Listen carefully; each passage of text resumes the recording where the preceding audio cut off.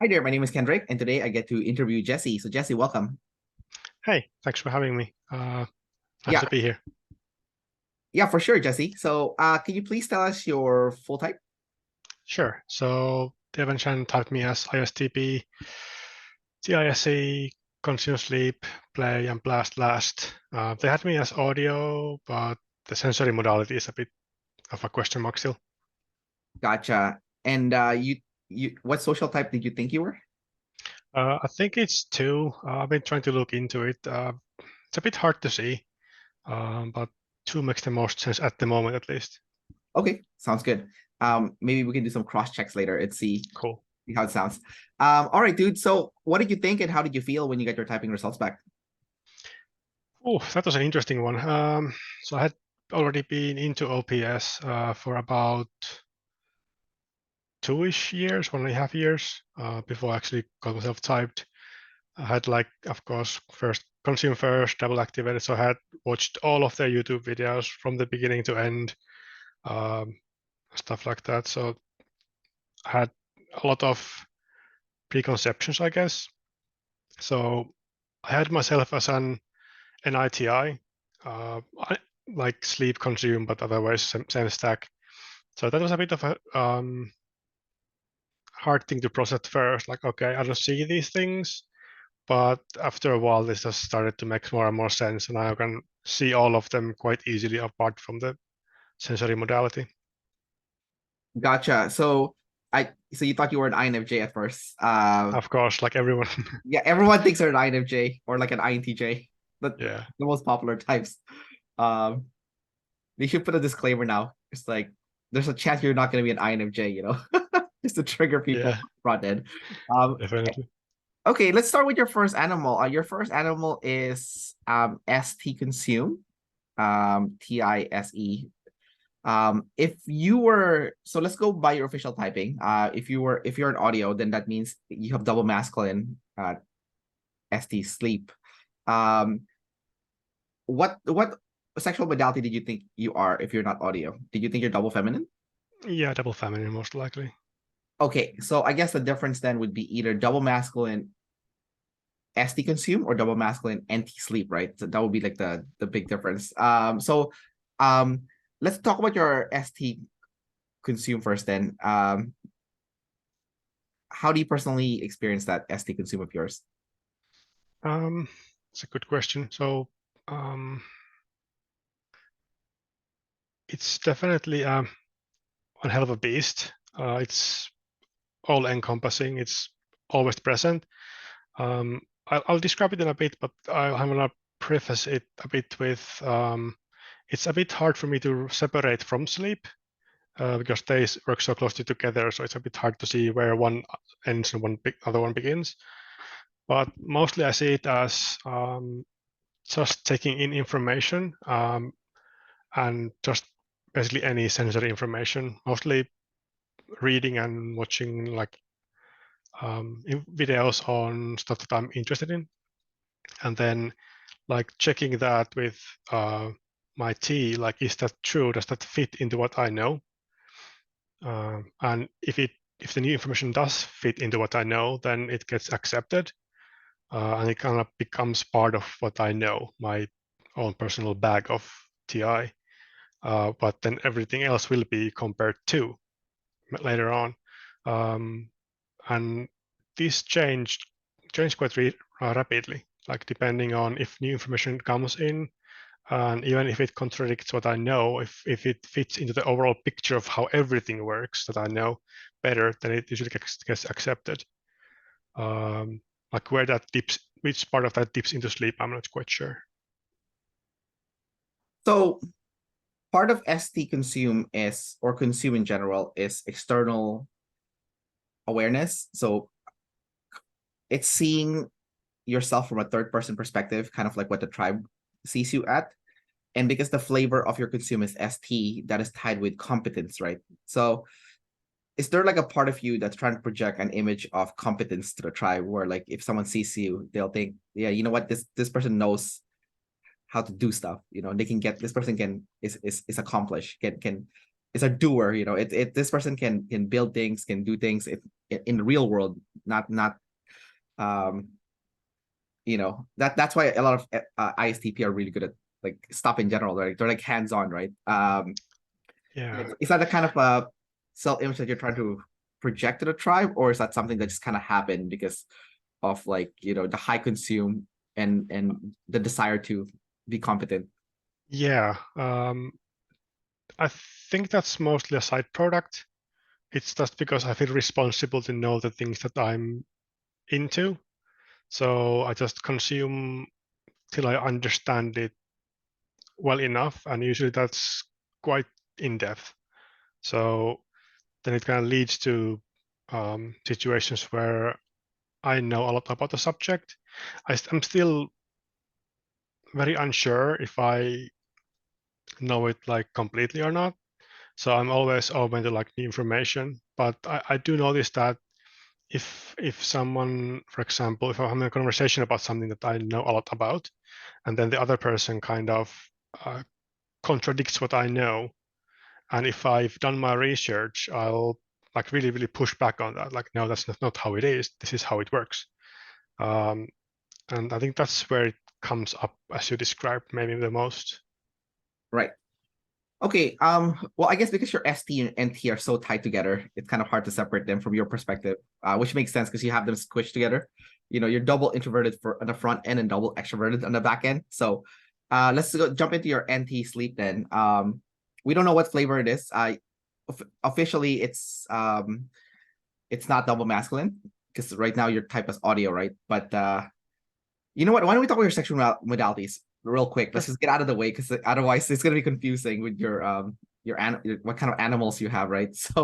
Um, so you think your tests are visual? Is it because do you learn best from seeing them from like visuals and whatnot? Definitely. Yeah. And whenever I'm remembering stuff, it's always visuals.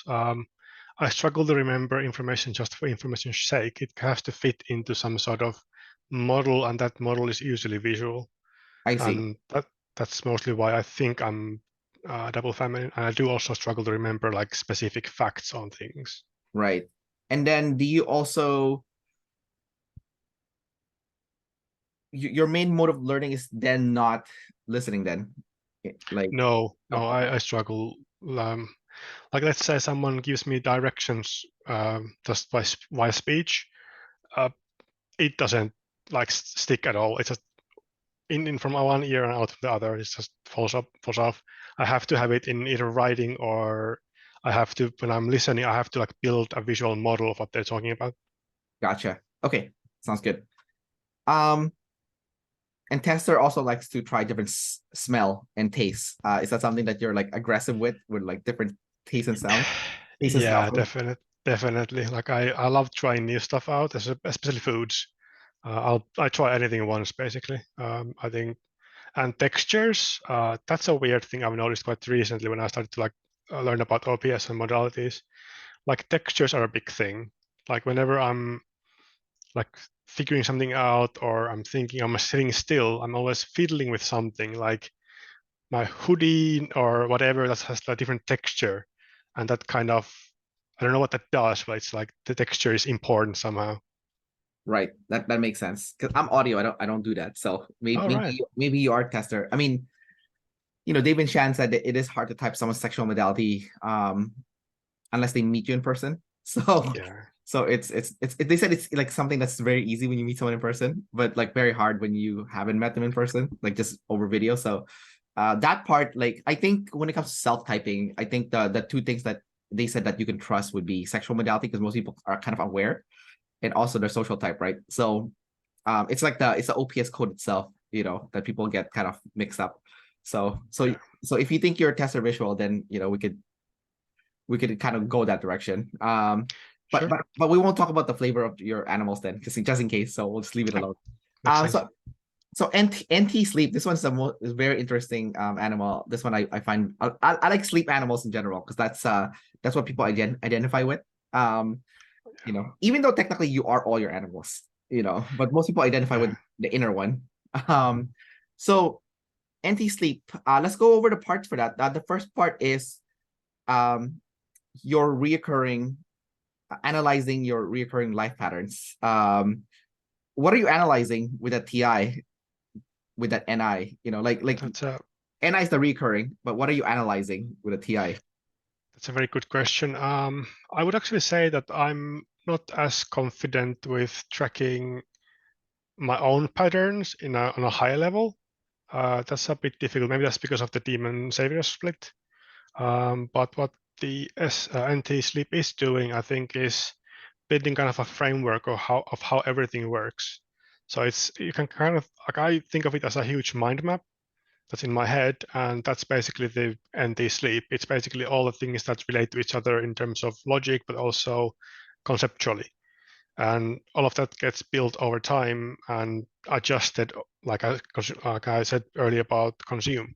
Like I take stuff in and then I check it with how things work, and then that's where the framework comes in because I need to check with how it works with everything, and I think that's where the NI kind of kicks in. One of my friends in that I've had since I was a kid is an ISTP, and I know he's an ISTP because he gets so much tribe hate. So, but one thing I noticed about the NT though, it's because I'm lead NT, right? So I remember when I was growing up as a kid, like either in elementary school or high school, I never lose in chess. I beat everyone in chess except for this one guy, and I think it's because his anti-sleep can beat me. Ultimately, the sleep animal, to some sense, especially if you use it, is stronger than the extroverted one. Because my NT is play, right? So Right, yeah. I'm not good in chess anymore because I don't play anymore. But like I used to play a lot when I was a kid. Like now I can lose to everyone. But I noticed that like I still play games with my friend. We play like board games like Settlers of Catan. I don't know if you've heard of that board game or not. Can say I have now. No, okay. So, anyways, every time we play, he plays poker and like anything that requires like a lot of NT thought, and he uses probability a lot.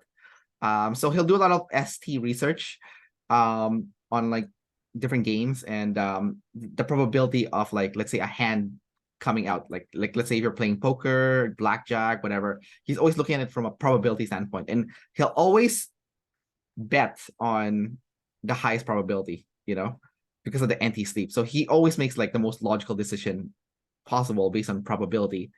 Um, is that something that you personally see yourself doing in life, where like before you make a life decision, you look at the probability of it succeeding before you pull the trigger? I know you're blast last, so pulling the trigger is hard in general, but like, um, is that something that it probably for you, you're probably like overthinking it, because Oh yeah. because of the blast last, right? Because like Oh, definitely. because if you Yeah. don't So blast, you don't get the external feedback from the real world that the decision was actually correct. So can you walk me through like the decision making process then before you pull the trigger and like the difficulty of it, I guess, from your as a blast laster? yeah. So those two definitely like are very linked in that sense. Um, so with the anti-sleep, it's yeah, probability I think is a big thing, like what's likely to happen.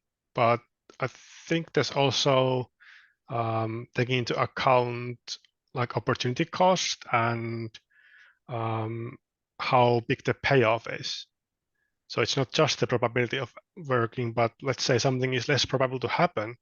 But if it does happen, um, and the payoff is great, then it might be more valuable to go for or logical to go for.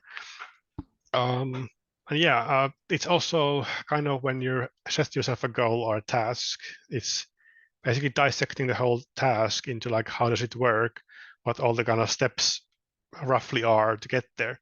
But then I spent too much time in that, like designing phase or planning phase. And by the end of it, it seems like it's just a monumental task that I just don't get started. It's like transitioning from sleep consume my saviors to the blast and play. They feel so far apart and like completely different worlds. So if I'm on my own, I can't really get from one to the other. But if someone like or something from the outside comes and grabs me, then I quite easily transition into the like play blast mode. Right. And but the danger there is that if I don't keep going, I'll fall back to sleep and consume, and then again getting back is difficult. Gotcha. So I'm gonna ask you a decider question, but it's kind of linked to what you're saying, so we can use that as an example also because you're blast last. So a lot of things can go back to the blast last because that's like the biggest problem in your life, right? So, um, NT sleep is also I guess you could say it's your recurring truths, right? Like because like NI is a pattern, right? So in relationships, for example, whether that be in a group dynamic with friends or someone you're dating or whatever, um, let's say the tribe's calling you out for something, and it's like getting to tribe hate. Not there yet, but getting there. They're giving you hints because usually you don't get tribe hate right away. There's hints first, right? And then the Wait, problem with there are? IP, yeah, there is, yeah, but the problem is a lot of IPs don't take the hint. So they have to wait till they have to learn the hard way, which is the tribe hate, and then now they're like, what? I did something Yeah. wrong. So after a few tribe hate, let's say, how would you be able to use your NT sleep to look at your recurring truths that you are the problem you are the person that caused all the problem for yourself, that's causing all the tribe hate, because that's your and because it's TI, it's the truth, right? Like it is true, you are the cause of the problem for the tribe, and the NI shows that is because it's your recurring problem, that the truth is it's your fault. How do you process that? And then after you process that, do you do anything about it? Knowing that That's a very good question. I'm not sure I have a straight answer to that. That's kind of something I'm still wrestling with, okay. and not quite.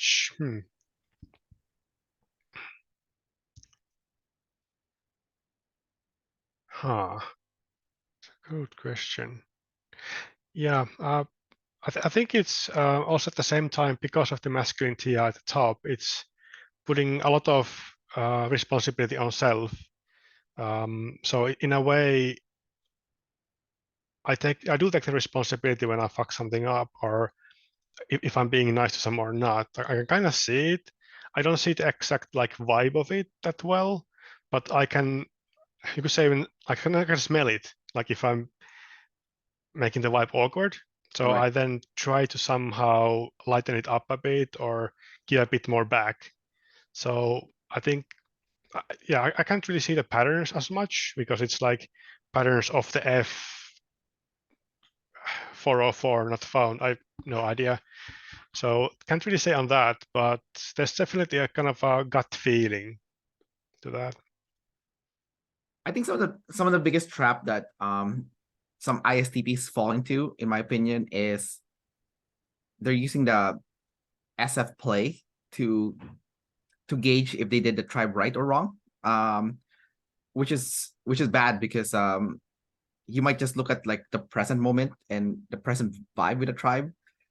But then if you have friends from different personality types, or with family members or whatnot, they're looking at your track record. So they're not just looking at like the present, they're looking at your whole history, especially if they're like a DE. I know I personally do this with people. And I'm not just the only one. I have friends that also do it to other people. They look at your track record, right? Uh so the ISTV was like, oh, I did something nice for the tribe. We're good. Actually, no, you did one small good thing, but it's not enough because you didn't stack it. Like if you're looking at I'm gonna use an analogy here. Like let's say you have a granary, right? And then and you're stocking it with like what did you put in granary, like wheat or something? So okay, that's a bad example, but let's say you have like a storage room of like Yeah. good things that you've done for the tribe, right? So it compared to like what others have done, the stacking is just, it doesn't match up, right? um so I think the trap then is the SF play will think that you've done enough goodwill for the tribe, but the reality is you haven't, and it's the NT sleep that will give you that feedback because you keep getting this tribe hate. So you're thinking, I'm doing something wrong, I don't know what it is, and the only way to find out what it is to actually talk to the tribe also. So it's kind of like, it's kind of annoying because the solution is also the place of fear, which is the tribe, right? So um before we jump into that, I want to ask, let's go with the social type first because it's also tied into this. Hmm. Um, it does seem like you are a two, actually, just talking to you right now. It does seem like a two. But would you say you have savior friends then? Like you like people, you like spending time with people, even though you're an introvert?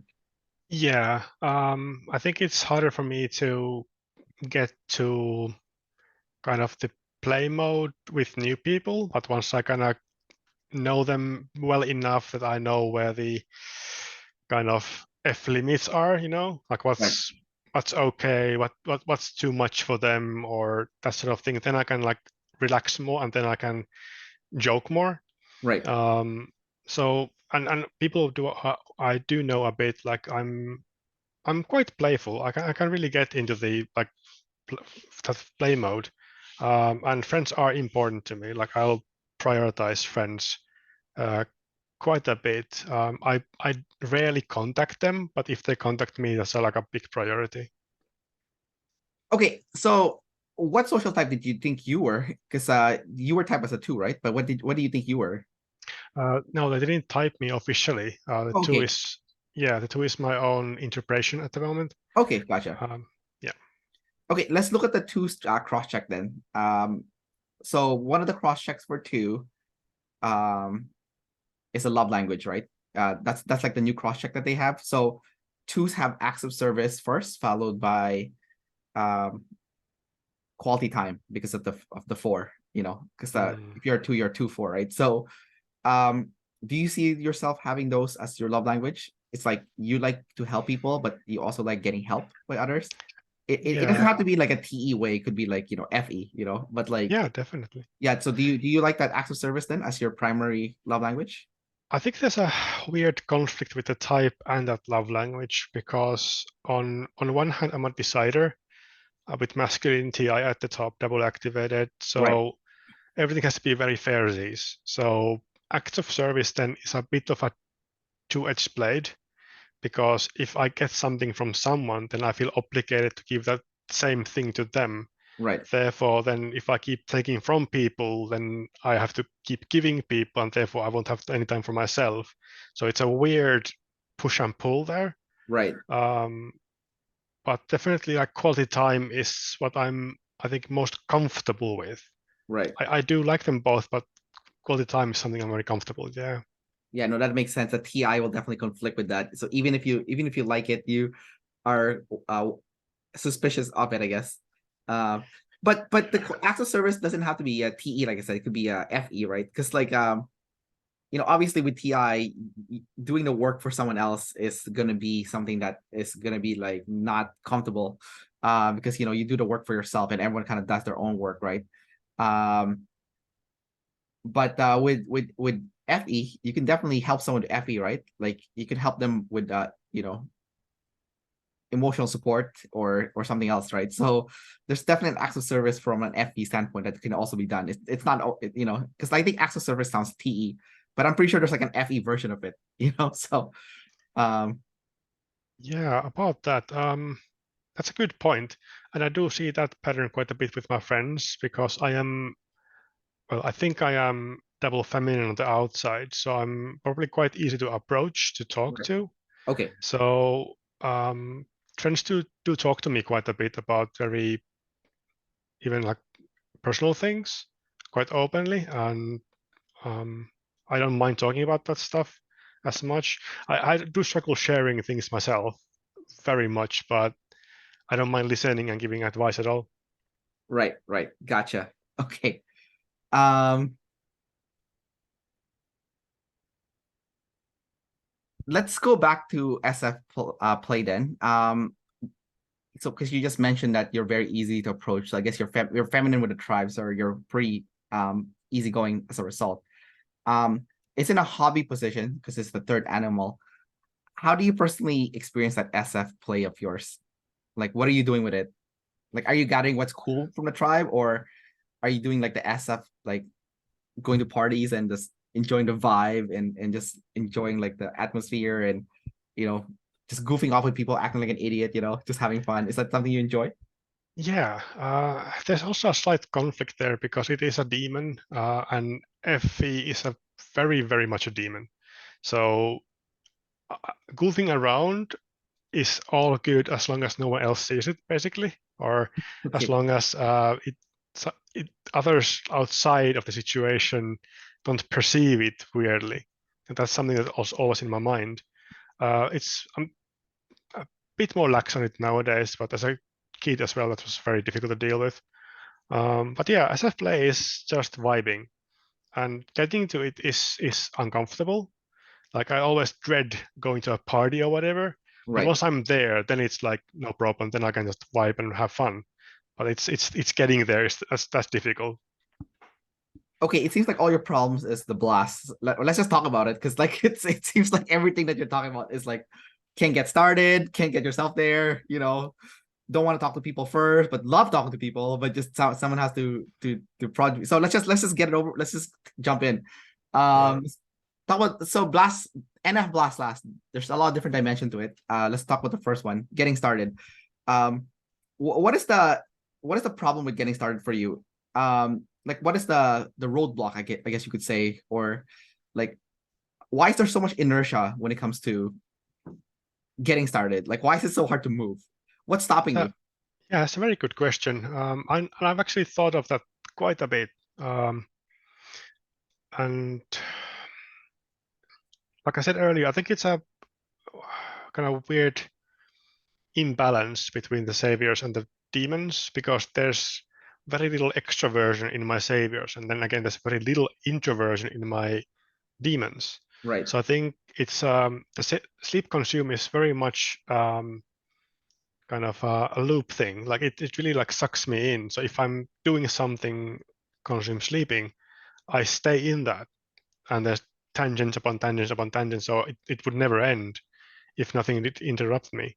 So I think that's the main problem because I feel responsible for it, right? So I have to keep in there, and I have to basically, and I want to conclude, so I have to try to conclude, but I just can't because there's always going to be more stuff to do, more stuff to consume. Um, so yeah, unless something like really pulls me out of it, it's really hard to get out of. I think that's the biggest thing with the getting blast going. You, with that being said, though, you do have an advantage because you have two introverted animal followed by two extrovert animal. I there's like a there's an effect when you have those two together. The swings are more prominent, they're more obvious. So in a way, you get a more better access to all your animals when you have those together. I'll give an example. So like I'm play blast consume sleep, right? So I'm doing the play blast thing, but then later on in the day I'm gonna crash. So I'm gonna do the consume sleep thing. And I can access the consume and the sleep because they're together. Like they're both introverted, right? So I'm Oh. consuming, which naturally leads to doing the sleep afterwards, right? You just have to follow the track. And because of the extrovert introvert swing, it's easier. It's not like the people who are like sleep blast play consume. Like you're introverted first, followed by extrovert swing. Then where does the consume happen? Because it doesn't there's no pair, right? But like um, like my girlfriend, for example, she's a sleep consume play blast. So I also see her doing the swing where she's like super mopey sleep consume world.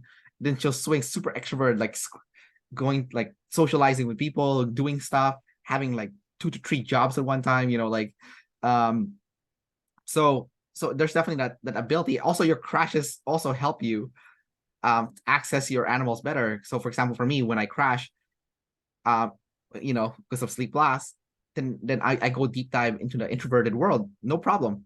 So I can access my introverted world, right? So for you, your crash would be like tribe hate, I guess. Then the tribe will pull you in, and then you would go to the tribe, become like you have an EJ swing essentially. You become needy, and like suddenly you're like trying to like appease the tribe, trying to go in damage control mode, just doing goodwill for them just to like fix the problem, and that's like a big play blast swing essentially, So does that Yeah. does it happen to you or not? Like, Um, I wouldn't say it exactly like that. So, though I'm sure there's people I know all the time because I'm so passive. yeah, And that's probably where the biggest swings or tidal waves come from in terms of that. But there's definitely a modal switch, and that surprises everyone every time. Like I'm always the kind of a quiet guy, thinking everything through, not taking any chances, very, very easygoing in that sense. But then if there's something that needs to be done, like physically done, and I start it, then it's like it's a lot of extroversion at once. So it's very much a play blast kind of go go go. The trick there is that once that takes a pause, it's crash again back to the sleep and consume. Right. So it's and then getting back is as difficult again. So it's really really strange. So it takes you a long time to charge up to execute because everything has to be perfect from the sleep, the consume and the sleep. You have to make sure you have all the information you've thought it through before you execute, right? But then after you execute and you're gonna because you're energy dom, right? You're gonna catch your breath. Oh, you're stuck again. So it's so annoying. I Uh, know that's exactly how it goes. okay, so let's say you're catching your breath now because you're energy dom, right? Uh, then you have to start moving again. Why do you need to consume sleep some more before you can keep going again? You know, like what? Like, is it because you're trying to upgrade already in the data that you gathered from your initial play blast? You're trying to like, I guess concluding is what the word that you said, but also like upgrading it, I guess you could say. But Oh, definitely. it's what did you agree? Like, it's better to get a bigger data point, so you have to do like a massive execution first, and then you do a massive overhaul after, instead of like doing micro improvements, because that's such a waste of time, man. Like this, you know. um Yeah, exactly. That makes so much sense. Yeah, that's exactly how it is. I'll put so much time into something. I'll revise it, improve it, and the improvements get like um, progressively less, of course, like the further you go in, and it quite often even starts going wrong because like I got it about right. I started improving it. It's pretty good here, but then right. I'm too in it, so I can't see from outside looking in. So it goes some other way, and then it's kind of lost. And then when I like take it outside for a test drive, it doesn't work at all. And it's like, oh fuck, well, let's try a new thing and then do the whole process again. So I think that's kind of how it goes. I feel like you need like an ENTJ friend to like go up to you and be like, Jesse, what the fuck are you doing, man? Like, you're wasting your fucking time. Just finish the damn thing, and then you can revise after. I had a coach once that was like an INTJ sleep blast play consume. I guess like a double masculine version of Dave, I guess you could say. I think he's the number one though. And then I remember he used to say, if you want to write a book, write the whole book first without stopping. Like even if you have grammatical error, some of the concepts is wrong, write the whole damn book to the end, because by doing that, like not going back to fix and refix, the book will be finished and you just have to revise it. And the revising is easier than to write the damn book, you know? So like hearing that, now I know it's like, okay, that's actually the best approach in life. It's just to do it first. Like I used to, do you know Mr. Beast, for example? Like Yeah. the YouTuber? Yeah. Like even for him, like if you look at his YouTube channel, I think he said like the first 7 years was garbage. His channel was garbage. He has like some weird gaming stuff because he was trying to copy PewDiePie, I think. And then it's just crap, right? And then suddenly he figured it out, and then boom, like it skyrocketed, exponential growth, right? But like I think that's the big difference between the play last versus the blast last, is the play last can still execute.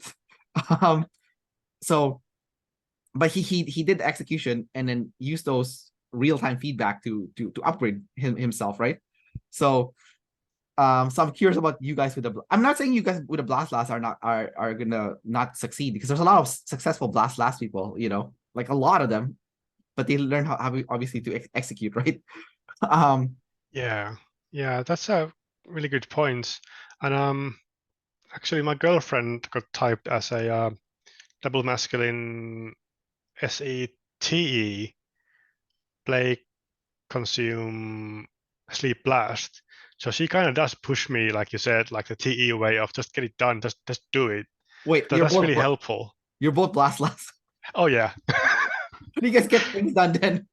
Uh, I think her having TE helps a bit. It's not as bad as I have it, and the Okay, high play helps, I think, as well. It balances out a bit more.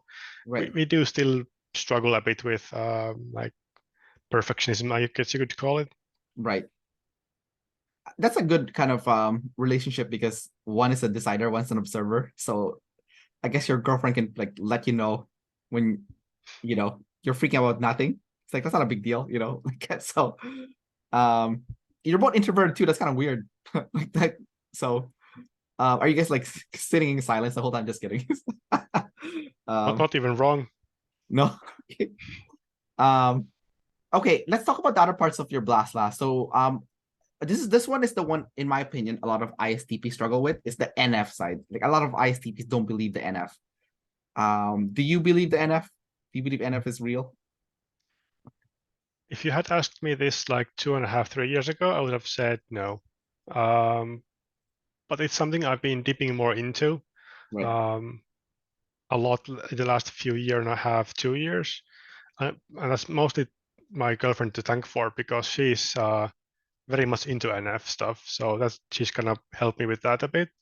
And I kind of also got there through ST and NT in a weird way because as a TI, I do recognize when someone knows things better than I do, Right. especially about the subjects I already know about.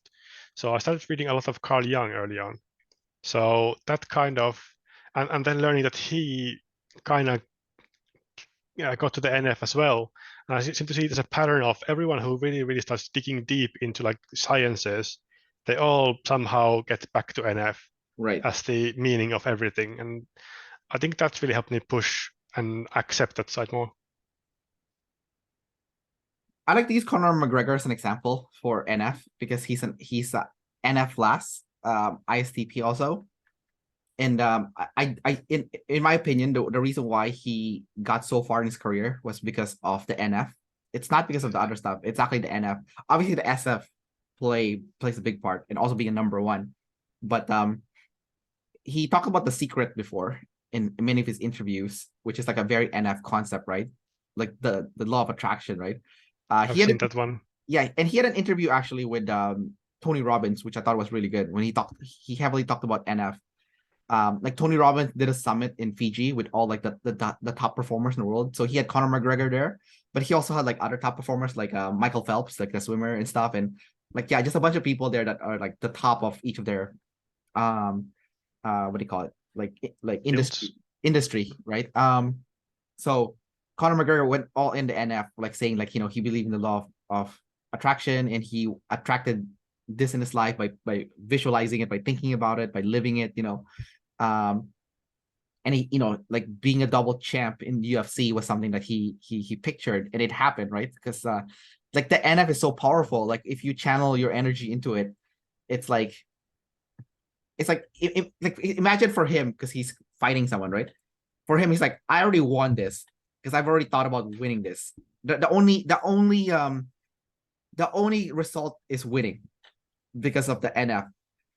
So when you're fighting, you're almost invincible because if someone is hitting you, it's like it doesn't matter. I know I'm gonna win this, and that like sheer arrogant confidence makes you almost unshakable. And it's kind of hard to wrap your head around it because you're like, no, but the ST says that if you get punched in the face, you're gonna get knocked out.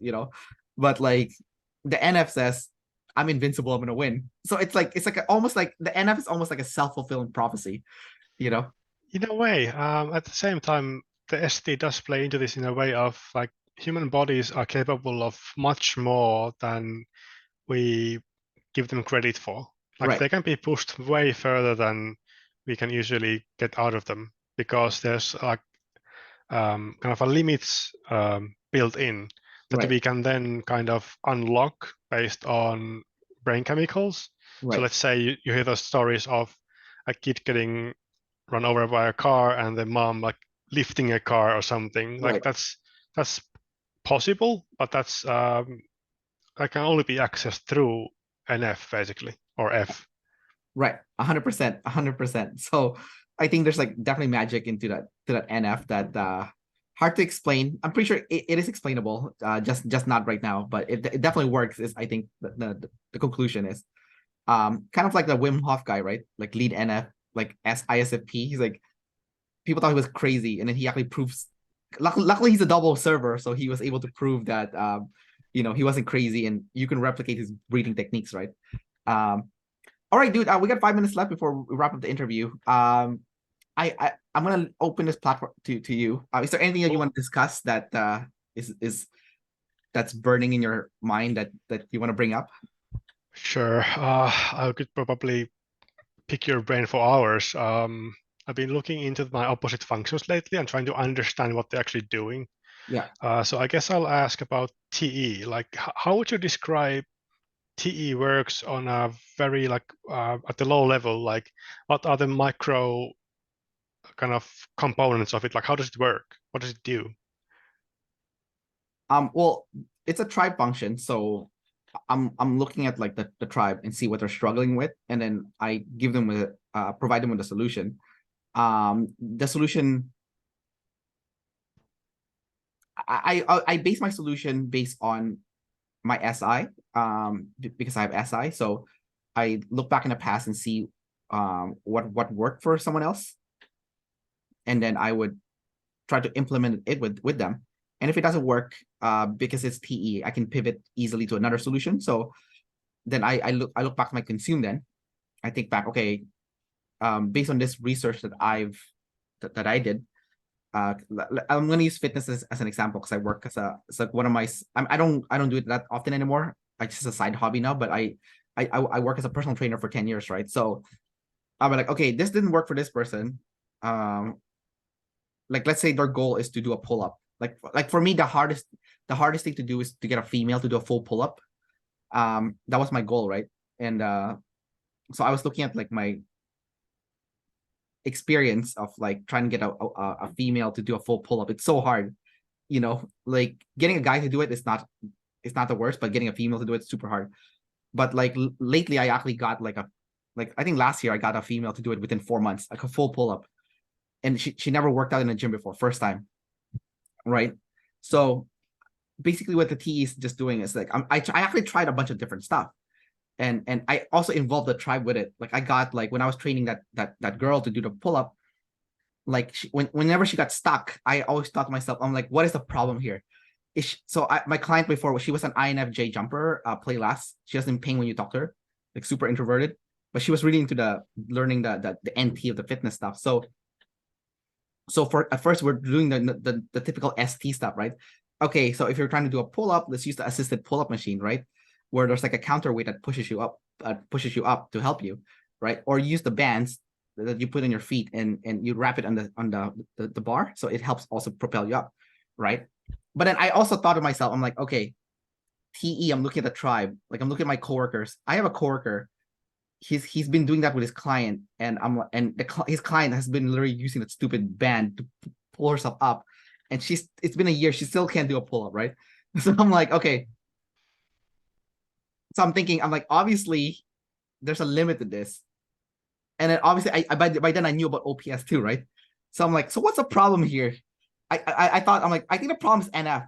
That's what I was thinking in my head, right?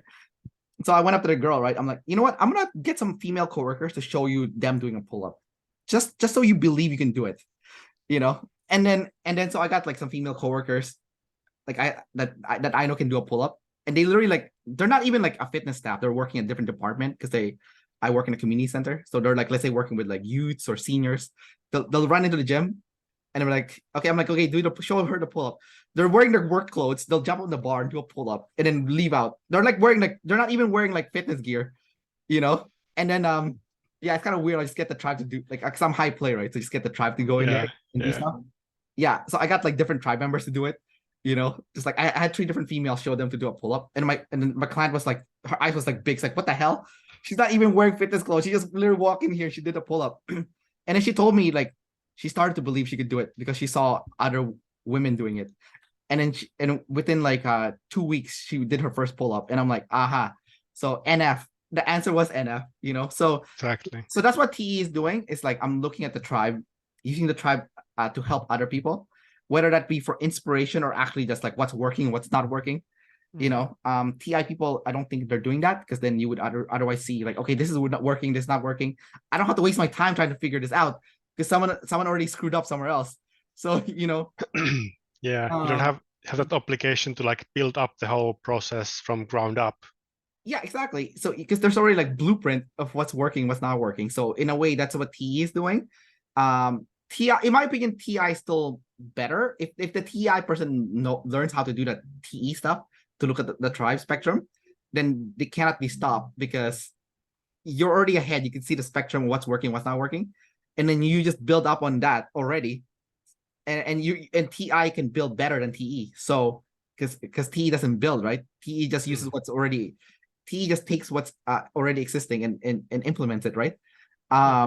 You know, kind of like with your FE, you implement emotionally what's already working. Emotionally, you don't create your own original.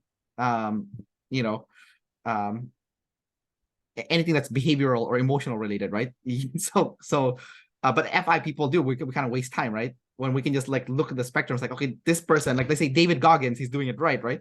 So I just have to copy his model of, like, you know, how he does things, or like Jocko Willink, right? Someone with FI already that's already succeeded. Which I actually I'm learning now, so I'm doing that now too. So we can all do it actually, you know. Yeah, exactly. So no one has to waste any time.